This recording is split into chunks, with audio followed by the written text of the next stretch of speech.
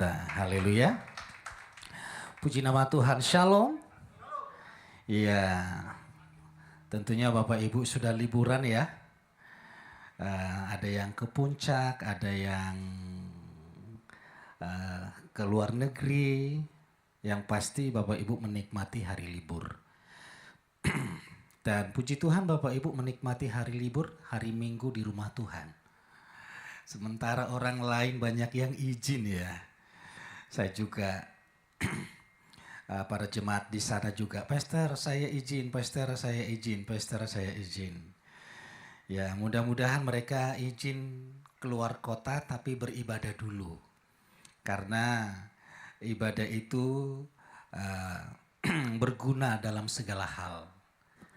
Baik dalam hidup sekarang maupun hidup yang akan datang. Saya pelayanan di Jakarta tahun 2014 akhir, kira-kira awal bulan 11.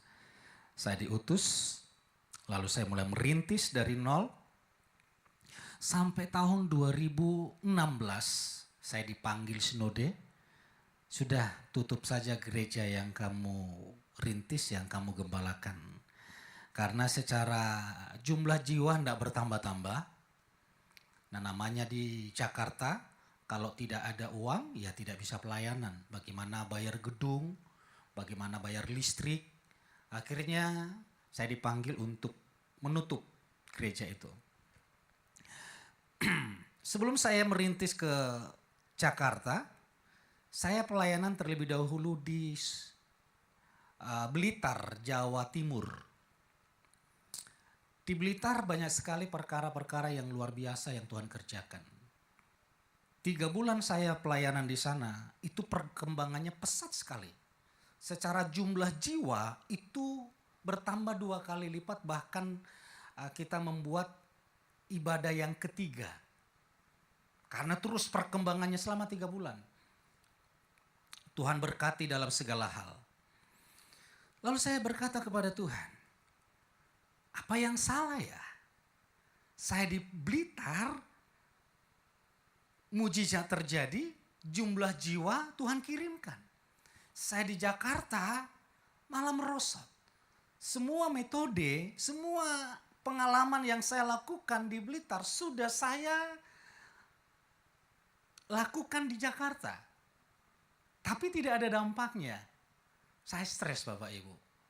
Saya buat konser, saya buat KKR, saya buat segala macam cara pelayanan untuk mengundang jiwa-jiwa. Memang setiap momen-momen itu banyak yang datang. Minggu depan enggak ada, malahan tambah hilang jemaatnya. Saya stres. Akhirnya saya merenung, saya berdoa.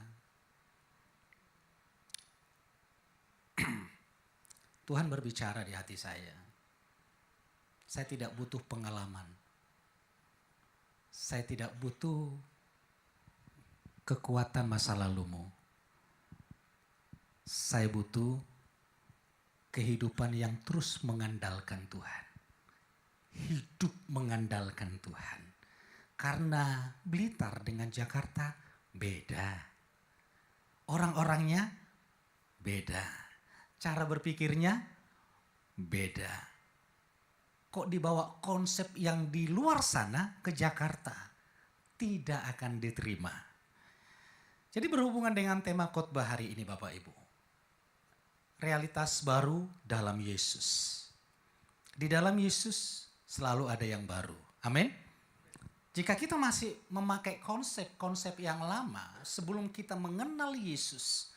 Dan sekarang kita sudah berada di dalam Yesus. Kita masih berada dalam cara berpikir yang lama. Perbuatan yang lama.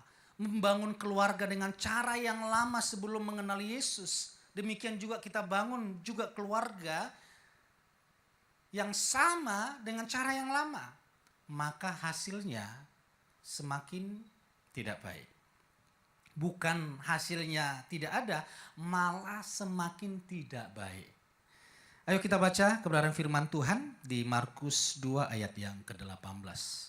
Sama-sama kita baca, 1, 2, 3. Para murid Yohanes dan orang-orang Farisi sedang berpuasa. Lalu beberapa orang datang dan bertanya kepada Yesus, "Mengapa murid-murid Yohanes dan orang-orang Farisi berpuasa, tetapi murid-muridmu tidak?" Jadi Yesus ditegur oleh orang-orang Farisi dengan menonjolkan murid Yohanes dengan murid Farisi. Ini murid Yohanes dan murid Farisi ini, orang-orang Farisi ini, golongan yang sudah diterima dan diakui di kalangan orang Israel. Yohanes Pembaptis adalah orang yang dipilih Tuhan. Dari kandungan dia dipilih, dia diurapi, dan pelayanannya sudah dinubuatkan di kitab Yesaya. Jadi pelayanan Yohanes Pembaptis bukan pelayanan biasa, tapi pelayanan yang sudah dinubuatkan di kitab Perjanjian Lama. Secara iman, pelayanan Yohanes itu pelayanan yang diurapi, yang dipilih Tuhan. Dan secara garis keturunan, ini bukan main-main Yohanes Pembaptis. Dia keturunan dari imam besar. Imam besar ini keturunan langsung dari siapa? Sepupunya Musa, Firaun. Langsung dari Firaun. Bukan Firaun, sorry. Tiba-tiba Harun. Lupa. Tiba-tiba hilang. Langsung dari Harun. Harun harus keturunan Harun yang boleh melayani masuk di ruang Maha Kudus. Dan salah satu keturunan Harun itu adalah papanya Yohanes Pembaptis. Jadi sebenarnya kalau Yohanes Pembaptis mau pelayanan ke ruang Maha Kudus di Bait Suci, punya jabatan yang terhormat, terlalu mudah bagi Yohanes Pembaptis. Tapi dia tidak mengandalkan Tuhan, tidak mengandalkan manusia, dia mengandalkan Tuhan. Itu murid Yohanes Pembaptis. Lalu murid dari golongan Farisi, orang-orang Farisi.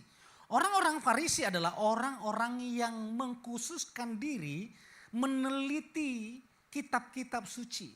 Titik koma hukum Taurat dia tahu. Jadi golongan yang terpandang ini, yang terhormat ini, mereka berpuasa. Lalu murid Yesus kok tidak berpuasa? Ini aliran dari mana? Komplainnya seperti itu ya Bapak Ibu ya. Jadi supaya kita masuk dulu, kenapa mereka ngotot berbicara tentang berpuasa. Bahkan di dalam tradisi Yudaisme, puasa dilakukan sebagai tanda pertobatan. Mereka berseru bertobat. Tanda ekspresi duka cita ketika mereka mendengar Saul dan Yonatan mati di medan pertempuran. Mereka berduka cita, mereka berpuasa. Lalu puasa dalam orang Yahudi itu praktek kesalehan. Ketika orang Farisi berdoa, "Tuhan, lihatlah aku berpuasa 2 kali dalam 1 minggu." Jadi puasa itu bagi orang Yahudi standar hidup saleh. Kalau tidak puasa tidak saleh. Jadi kalau Yesus dianggap orang saleh, murid-murid Yesus kalau diterima atau dipandang sebagai orang saleh harus berpuasa. Ngeri ya Bapak Ibu ya. Standar kesalehan itu dilihat dari puasa. Dan ini masih diadopsi di zaman sekarang. Seolah-olah kalau orang itu sudah berpuasa, dia penuh dengan urapan Tuhan. Iya kan? Semakin banyak puasa, semakin besar urapan Tuhan dalam dirinya. Sehingga dia yakin dan percaya siapapun yang dia sentuh akan tumbang dan sembuh. Karena apa? Dia percaya dia sudah doa puasa sebelum pelayanan. Jadi imannya diletakkan kepada doa puasa. Bukan lagi kepada Tuhan. Siapa yang banyak berpuasa, dialah yang paling rohani. Pak, berpuasa? Enggak rohani Bapak kalau enggak berpuasa. Siapa yang berpuasa di tempat ini? 1 minggu sekali 2 kali? Tidak ada yang rohani. Itu menurut standar perjanjian lama. Orang yang berpuasa, orang yang saleh. Jadi orang yang berpuasa harus dihormati. Kalau boleh semua warung makanan tuh tutup. Saya tidak menyindir Bapak Ibu. Tapi itu kebiasaan di zaman perjanjian lama. Lalu Yesus menjawab apa? Karena orang Yahudi bertanya kepada Yesus berdasarkan tradisi. Yesus kita keren Bapak Ibu. Yesus jawab dengan tradisi juga. Yuk kita baca sama-sama. 1, 2, 3. Yesus menjawab mereka, dapatkah para sahabat mempelai pria berpuasa ketika mempelai pria itu ada bersama mereka? Selama mempelai pria itu ada bersama mereka, mereka tidak berpuasa. Biasanya kalau orang di Jawa ditanya, boleh enggak berpuasa? Jawabannya, boleh atau tidak. Tapi Yesus tidak. Suatu hari Yesus pernah ditanya untuk dijebak tentang membayar pajak. Yesus, menurutmu bolehkah membayar pajak? Ini jebakan pertanyaan dari orang-orang Farisi. Nah, jika pertanyaan itu ditanyakan kepada Bapak Ibu, sekarang saya tanya, bolehkah membayar pajak? Jawabannya? Boleh, tidak. Oke. Yang jawab tidak, saya yakin dan percaya, pasti belum bayar pajak. Tapi bukan di situ pembahasan kita. Kalau Yesus berkata boleh bayar pajak, Yesus akan dimasa oleh orang-orang Yahudi yang anti pajak. Yesus akan dibenci. Karena itulah Sakeus pemungut cukai itu dianggap sampah masyarakat, tidak boleh pelayanan dari para imam-imam, bahkan Sakeus tidak boleh beribadah di bait suci. Semua orang yang berhubungan dengan pajak hukumannya dikucilkan. Karena itu ketika Yesus mendatangi Sakeus, Yesus tidak membawa Sakeus ke bait suci karena dilarang. Yesus langsung berkata kepada Sakeus, seolah-olah seperti ini bahasanya, kamu dilarang kan ke bait suci? Ya sudah, aku yang datang ke rumahmu, bukan kamu yang ke bait suci. Aku Tuhan pencipta langit dan bumi, datang ke rumahmu. Keren ya Tuhan kita? Tepuk tangan bagi Tuhan kita. Kalau Yesus menjawab tidak boleh, maka saat itu Yesus akan ditangkap oleh tentara Romawi. Karena dianggap melawan Kaisar, keputusan Kaisar, keputusan yang mutlak. Jadi dijawab boleh, salah. Dijawab tidak boleh, salah.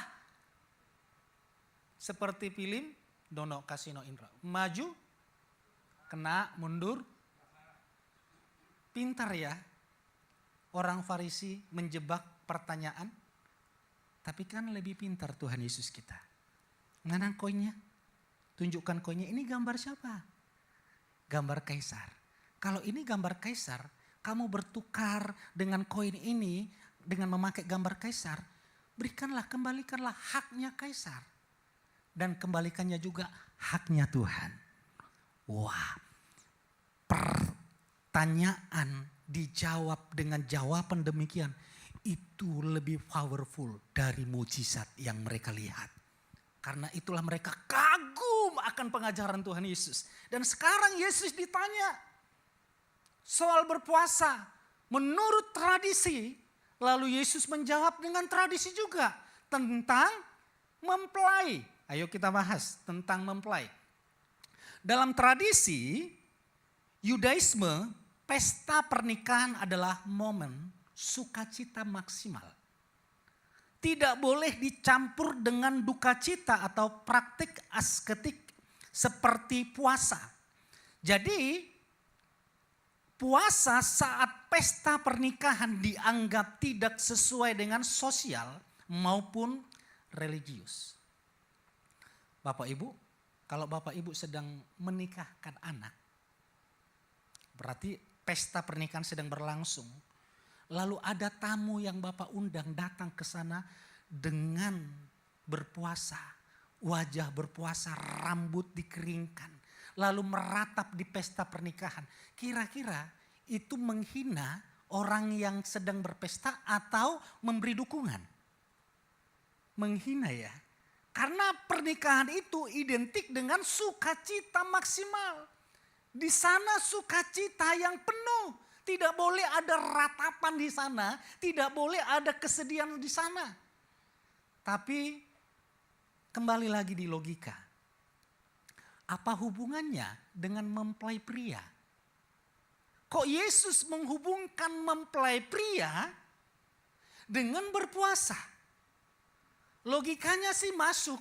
Orang yang sedang berada di dalam pesta pernikahan, tidak mungkin undangan itu berpuasa, tidak sopan. Tapi apa hubungannya dengan pertanyaan, kenapa muridmu tidak berpuasa? Ini yang keren. Yesus sedang menyampaikan tentang kristologi tertinggi yang tersirat tentang dirinya. Ayo kita baca. Di dalam versi IMB, saya memakai versi IMB Bapak Ibu ya. Sama-sama kita baca. Yuk, 1, 2, 3. Sebab penciptamu adalah suamimu, Yahweh Sebaot. Tuhan semesta alam, ini bahasa Indonesianya. Kalau ini bahasa Ibraninya, Yahweh Sebaot. Bahasa Indonesianya, Tuhan semesta alam namanya. Dan yang maha kudus Israel adalah penebusmu. Dia disebut Elohim atas seluruh bumi. Siapa? Suami Israel, tanda kutip. Sang pencipta itu. Terus di Hosea 2 ayat 19 sama-sama kita baca. 1, 2, 3. Aku akan menjadikan engkau istriku untuk selamanya. Sungguh aku akan menjadikan engkau istriku dalam kebenaran dan keadilan, kebaikan serta belas kasihan. Jadi ketika Yesus sedang membahas mempelai pria, Yesus sedang memberitahukan tentang kristologi. Akulah Tuhan yang di perjanjian lama yang berkata akulah suamimu. Akulah Tuhan yang berbicara kepada Abraham. Akulah Tuhan yang berbicara kepada Ishak. Akulah Tuhan yang berbicara kepada Yakub, kepada Musa.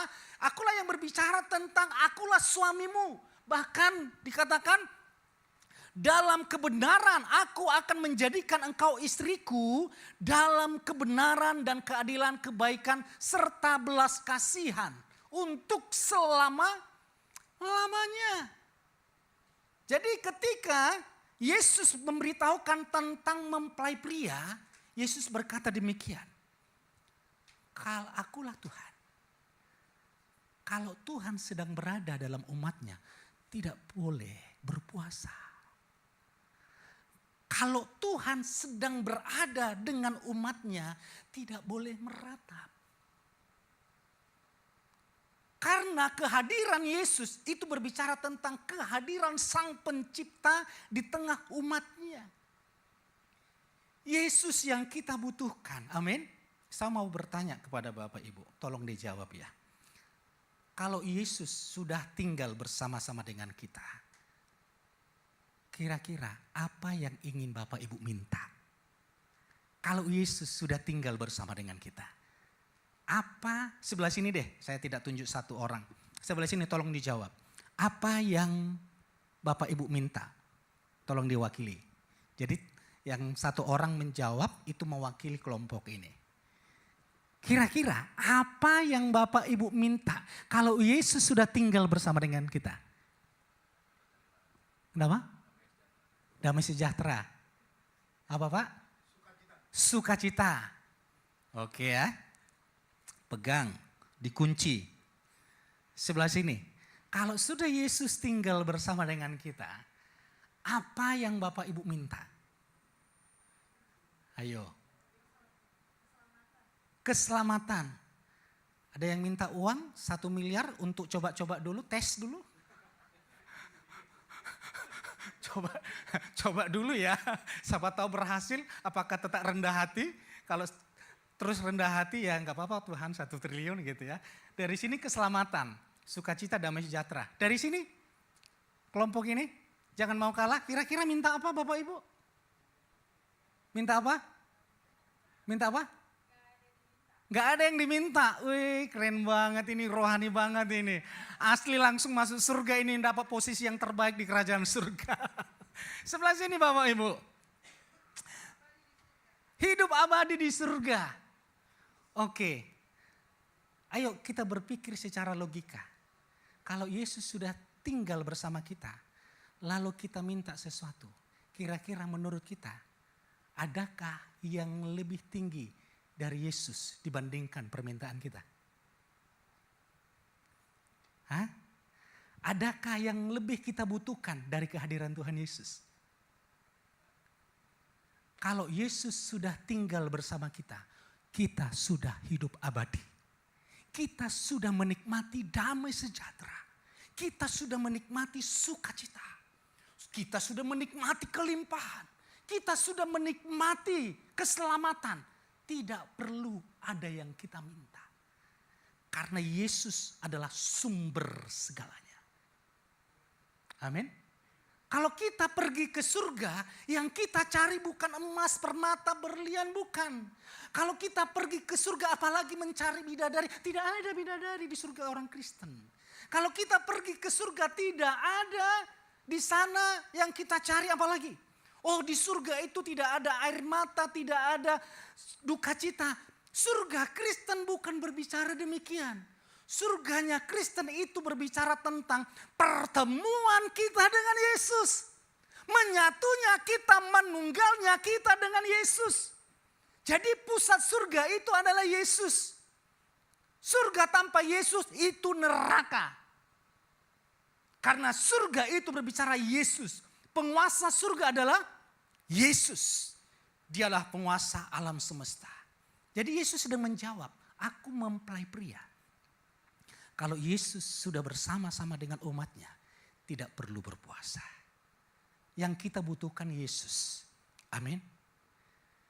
Lihat, Petrus ini Rasul Petrus. Rasul Petrus adalah seorang yang keras kepala. Sulit berubah. Tidak mau berubah. Jadi Bapak Ibu kalau punya pasangan sulit berubah, jangan minta Tuhan mengubah dia. Apalagi saudara yang mengubah dia. Tidak. Minta Tuhan hadir dalam hidupnya. Kehadiran Tuhan akan mengubahkan segala sesuatu. Petrus ketika melihat Yesus, bertemu dengan Yesus, dia belum paham siapa itu Yesus. Keras kepala. Yesus sudah berkata, saya akan diserahkan, saya akan disiksa, saya akan mati, saya akan menderita. Tidak boleh ada yang menyentuh Tuhan Yesus. Siapa yang menyentuh Tuhan Yesus, hadapi aku. Langkai mayatku. Ngeyel Petrusnya. Yesus sudah ngomong, aku akan disalibkan. Tidak Tuhan. Jangan ada yang menyentuhmu, kamu tidak boleh mati. Sampai Yesus ngomong, nyah kau setan. Kepada Petrus.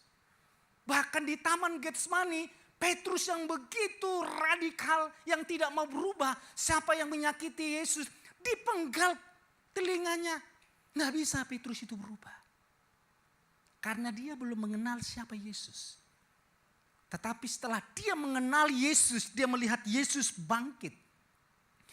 Petrus berkata, bersukacitalah ketika engkau jatuh dalam penderitaan. Awalnya Petrus tidak mau menderita.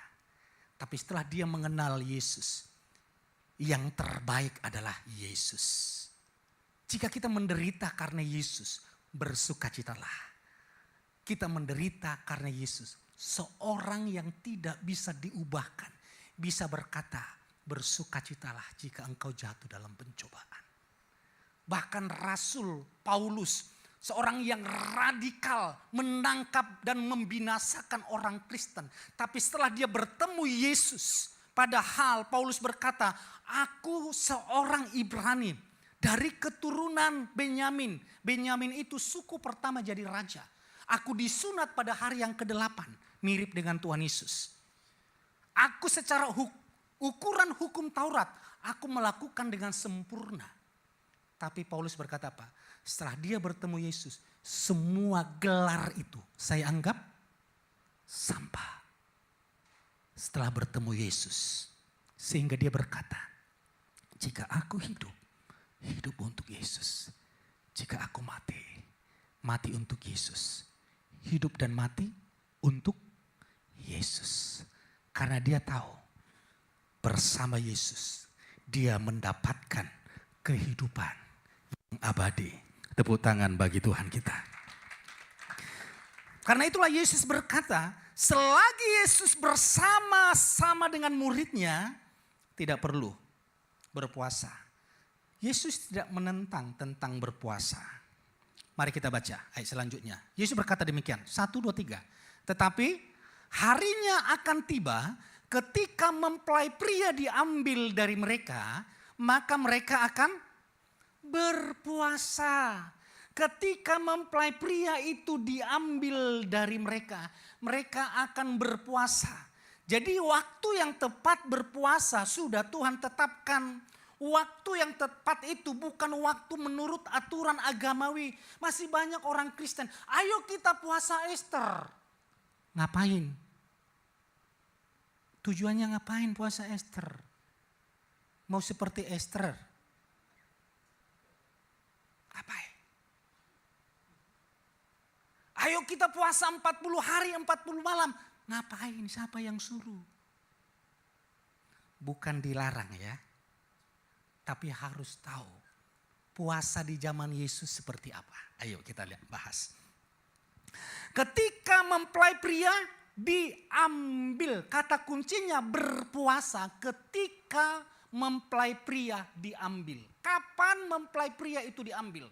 Menurut pakar teolog, ayat ini menafsirkan ketika Yesus ditangkap, disalibkan, lalu dia dibangkitkan, lalu naik ke surga. Saat itulah murid-muridnya berpuasa. Mereka mulai berpuasa, mereka mulai berkumpul, mereka mulai berdoa. Bukan karena rutinitas puasa-puasa yang dilakukan di perjanjian lama. Tapi puasa mereka merindukan kehadiran Yesus. Mereka menantikan kedatangan Yesus. Mereka berpuasa karena ketergantungan kepada Tuhan Yesus. Jadi puasa bukan lagi menurut aturan, tapi kerinduan. Bapak Ibu, jika engkau merasa, kok aku jauh dari Tuhan? Kok masalahku berputar-putar di tempat itu? Keadaan keluargaku semakin menurun, semakin merosot secara ekonomi, finansial, bahkan hubungan dengan keluarga. Engkau perlu berpuasa untuk mereka alami pemulihan. Saya setelah bertobat, saya ini Kristen tapi suka ke dukun Bapak Ibu. Dulu sakit sebentar ke dukun. Cari jodoh ke dukun. Pergi merantau ke dukun. Orang tua yang bawa. Kasih mandi kembang yang diminum, yang dikantongi. Banyak sekali jimat saya. Jadi ketika saya bertobat, saya tinggalkan ini semua. Saya mengharapkan Tuhan Yesus hadir dalam kehidupan orang tua saya. Yang saya lakukan, saya kan di Jawa, di Pulau Jawa, sementara orang tua di Sumatera. Yang saya lakukan adalah berdoa, berpuasa untuk keselamatan keluarga. Karena saya tahu mereka itu adalah Kristen palsu. Belum Kristen sejati. Di KTP Kristen, tapi perlakuan setan. Sedikit-sedikit ke dukun. Kala bersaing, bermain dengan dukun. Padahal ke gereja. Tapi saya percaya jemaat GKK, jemaat yang mengandalkan Tuhan Yesus, tidak pernah ke dukun. Amin. Tepuk tangan bagi Tuhan kita. Bapak Ibu, ketika saya fokus berdoa, saya rindu Tuhan hadir di keluarga. Sesuatu yang dahsyat terjadi. Tidak pernah saya bayangkan, tidak pernah saya impikan, tidak pernah saya doakan. Ada seorang penginjil yang terkenal. Dan saya pernah sekolah di tempat dia. Dia pergi penginjilan di kampung halaman saya. Masuk ke rumah saya, ke rumah orang tua. Menginjili langsung orang tua saya. Dan bertobat. Terima Yesus sungguh-sungguh. Berikan tepuk tangan bagi Tuhan kita. Ada hal-hal yang tidak bisa kita kerjakan.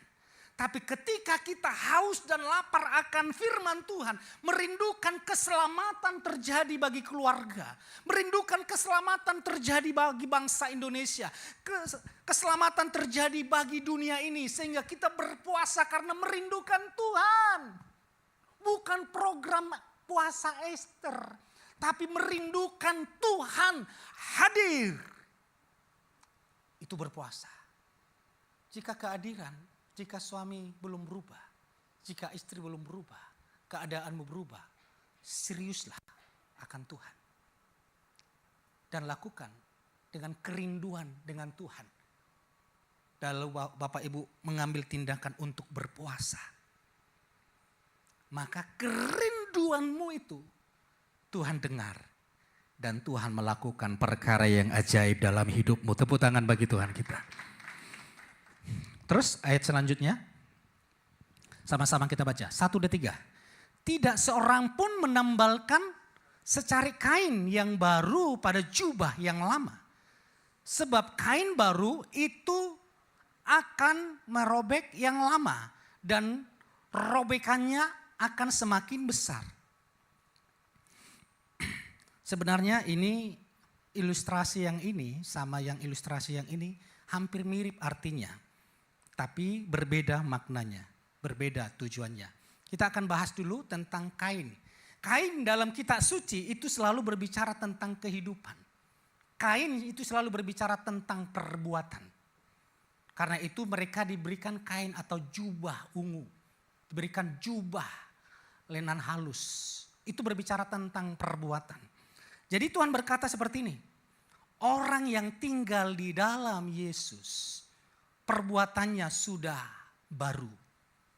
Jika orang yang sudah percaya kepada Yesus, lalu masih tinggal di dalam perbuatan-perbuatan yang lama, maka yang terjadi adalah yang baru itu akan merusak yang lama dan kedua-duanya akan rusak dan tidak dapat dipakai. Jadi ini prinsip di dalam perjanjian lama, mereka tahu betul bagaimana kain yang lama tidak boleh digabungkan dengan kain yang baru. Ini berbicara tentang hukum Taurat dan hidup di dalam kasih karunia. Orang yang sudah dibebaskan di dalam Yesus, percaya kepada Yesus, tapi dia masih terikat di dalam hukum, maka kehidupan dia di dalam Yesus itu tidak bermanfaat. Lalu ayat selanjutnya sama-sama kita baca. 1, 2, 3. Demikian juga tidak seorang pun menuangkan anggur yang baru ke dalam kantong yang lama. Sebab anggur yang baru itu akan mengoyakkan kantong baru. Sehingga anggur itu tumpah dan kantong itu pun rusak. Sebaliknya anggur yang baru harus dituangkan ke dalam kantong yang baru pula. Sebenarnya Bapak Ibu, Yesus kalau memberikan ilustrasi itu mempermudah orang yang mendengar. Yesus memberikan tentang kain. Berarti berbicara tentang perbuatan. Kalau anggur di zaman Yesus, di zaman perjanjian lama, itu berbicara yang pertama, itu tentang adat istiadat atau tradisi. Anggur selalu ada dan harus ada di pesta pernikahan. Lalu yang kedua, anggur berbicara tentang ekonomi, usaha kebun anggur. Lalu yang ketiga, anggur berbicara tentang religius, keagamaan, ritual-ritual. Yang 3 poin ini Tuhan berkata, jika sudah hidup di dalam Yesus, baik tradisimu, budayamu, baik pekerjaanmu, ekonomimu, baik ibadah-ibadahmu, semua harus berfokus kepada Yesus Kristus Tuhan. Jangan sampai kita sudah berada di dalam Yesus, tapi cara kita membangun keluarga masih seperti orang di luar Yesus. Cara kita berbisnis, cara kita bekerja masih seperti orang di luar Yesus. Sekarang kita sudah berada di dalam Yesus. Kita bekerja karena mengandalkan Yesus. Kita hidup karena berkat dari Tuhan Yesus. Katakan amin. Apalagi keadaan sekarang ya Bapak Ibu ya. Perang-perang sekarang ya. Kemarin saya pas servis mobil. Saya suka kalau servis sambil menunggu saya harus cerita firman. Daripada saya main lihat-lihat TikTok, lihat-lihat apa, tidak ada manfaatnya. Lalu saya ambil celah untuk membuka pembicaraan. Setelah terbuka enak kan? Mau ngomong tentang Yesus sudah mulai masuk disisipkan. Lalu saya bertanya, Pak keadaan sekarang bagaimana ekonomi? Dia hampir nangis bercerita. Biasanya Pak, saya kan mengambil barang dari luar negeri ke Indonesia masuk itu dalam 1 bulan bisa masuk 28 kontainer. Dalam 1 bulan. Tapi sekarang Pak, 1 bulan 1 kontainer pun kalau bisa dapat itu sudah hebat. Susah. Apakah di zaman sekarang seperti itu terjadi di zaman dulu? Tidak. Ternyata di zaman Abraham pernah terjadi musim kelaparan. Di zaman Ishak pernah terjadi musim kelaparan. Tapi firman Tuhan berkata, orang yang mengandalkan Tuhan, kita tidak pernah melihat di kitab suci Abraham kelaparan. Kita tidak pernah melihat di kitab suci Ishak kelaparan. Kita tidak pernah melihat di kitab suci orang yang benar hidupnya meminta-minta. Walaupun keadaan dunia sedang digoncangkan. Tapi karena hidupnya sudah berada di dalam Yesus. Tuhan tahu cara memelihara kita. Tuhan tahu cara melindungi kita. Dan Tuhan tahu cara membuat bisnis saudara, pekerjaan saudara sukses dan berhasil diberkati. Katakan amin. Tuhan senang jika Bapak Ibu bahagia. Tuhan senang jika Bapak Ibu sukses. Kadang pemikiran kita, Tuhan itu senang kalau kita menderita. Tidak. Tuhan juga senang ketika orang yang percaya kepadanya hidup diberkati. Karena Yesus datang, aku datang untuk memberikan hidup dan memberikannya dengan segala kelimpahan. Jadi lihat, dari segi keren Tuhan Yesus yang ditanya tentang kenapa muridmu tidak berpuasa. Yesus langsung memberikan 4 poin. Yang pertama tentang mempelai pria, akulah mempelai pria. Yang kedua tentang Kain, tentang kehidupan. Kehidupan harus di dalam Yesus. Jangan digabungkan dengan kehidupan yang lama. Karena tidak akan menikmati sesuatu yang baru. Lalu tentang anggur, tradisi, ekonomi, keagamaan atau pelayanan harus di dalam Yesus. Jangan memakai cara yang lama. Jika kita memakai cara yang lama, maka apa? Wadahnya itu akan rusak, anggurnya akan terbuang dan tidak dapat dinikmati. Karena itu banyak orang Kristen tidak menikmati pertolongan Tuhan, tidak menikmati kebaikan Tuhan. Bahkan mereka berseru, di mana Tuhan? Karena apa? Mereka percaya Yesus tapi hidupnya masih di luar Yesus. Orang yang sudah percaya Yesus harus di dalam wadah yang baru. Harus berada di dalam kantong yang baru. Sehingga berkat-berkat Tuhan itu dinikmati untuk selama-lamanya. Sebab Tuhan datang untuk memberkati kita. Dan berkat Tuhan untuk selama-lamanya. Yang percaya tepuk tangan bagi Tuhan. Pemain musik, worshiper boleh maju ke depan. Kita simpulkan. Jadi anugerah adalah wadah realitas orang percaya. Kain baru dan anggur baru menunjukkan bukan hanya tidak cocok dengan sistem yang lama. Tetapi juga berbahaya jika dipaksakan bersatu. Jadi kehadiran Yesus bukan reformasi kecil dalam sistem yang lama. Tetapi realitas baru yang menuntut wadah baru sepenuhnya. Boleh masuk pemain musik, worshiper. Jadi ikut Yesus harus membawa perubahan seutuhnya. Pelacur datang kepada Yesus. Bahkan pelacur yang terkenal, Rahab. Setelah datang kepada Tuhan, kita tidak mendengar lagi ceritanya, dia melacur. Tiba-tiba kita mendengar ceritanya, dia nenek moyang Tuhan Yesus. Paulus seorang pembunuh, penjahat yang sadis. Tapi setelah dia bertemu dengan Yesus, masuk ke sistem yang baru, ke wadah yang baru, dia tidak pernah lagi membunuh. Bahkan Paulus berkata, jika aku menderita, jika aku sengsara, jika aku telanjang, jika aku miskin karena Yesus, dia berkata, tidak ada yang dapat memisahkanku dari kasih Kristus. Bapak Ibu, jika kita mengikut Yesus, gaya kita masih yang lama. Bapak Ibu yang rugi. Maria Magdalena, ketika percaya kepada Yesus, kita tidak pernah mendengar lagi Maria Magdalena kembali ke masa lalu. Petrus, ketika dia mengandalkan Yesus, dia tidak pernah lagi memenggal telinga orang. Sesuatu yang baru telah datang. Dan sesuatu yang baru itu harus Bapak Ibu alami. Cara membangun keluarga harus di dalam Yesus. Cara membangun bisnis harus di dalam Yesus. Bahkan cara membangun pelayanan harus di dalam Yesus. Tidak boleh di dalam pelayanan ketersinggungan, sakit hati sebentar-bentar, marah, ngambek. Itu cara lama. Suka tersinggung itu orang Farisi. Jangan menjadi Farisi Kristen di dalam Yesus. Masuk ke sistem yang baru. Engkau hidup dan hidup berkelimpahan di dalam Yesus.